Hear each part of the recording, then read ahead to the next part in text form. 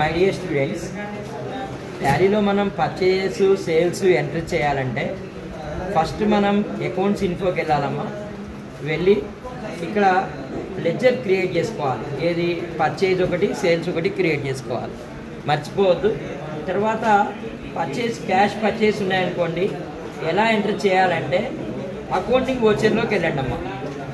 వెళ్ళి F8 అంటే sales reference number ఇవ్వాలమ్మా. మీరు ఏదో ఒక రిఫరెన్స్ నెంబర్ ఇవ్వండి, 1 2 3 4 అని చెప్పి.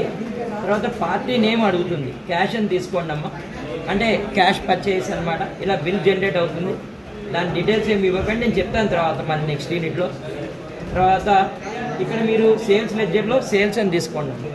ఇక్కడ మీకు చాలా ప్రాబ్లం అవుతుంది. ఎంటర్ కొట్టండి, ఒకసారి ఎండ్ లిస్ట్ అని వచ్చింది. రెండోసారి మళ్ళీ ఎంటర్ అని కొట్టండి అమ్మా, సెకండ్ ఎండ్ లిస్ట్ వస్తుంది. ఇక్కడ మీరు ఏం చేస్తారంటే అమ్మా, ఈ సెకండ్ ఎండ్ లిస్ట్ మీద క్లిక్ చేయండి. ఇక్కడ సేల్స్ అని ఉంటుంది చూడండి అమ్మ, కొంచెం చూసారా?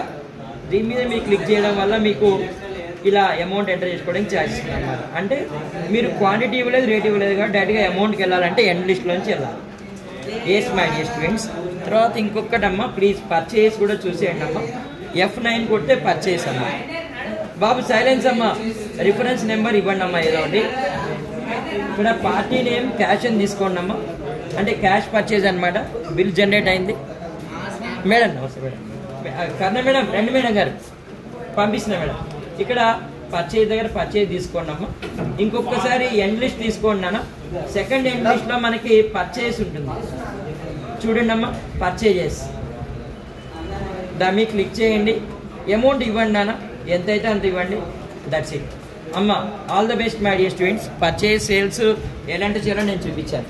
ఇది చూసిన తర్వాత ల్యాబ్కి వెళ్ళండి అమ్మ. All the best. God bless you all.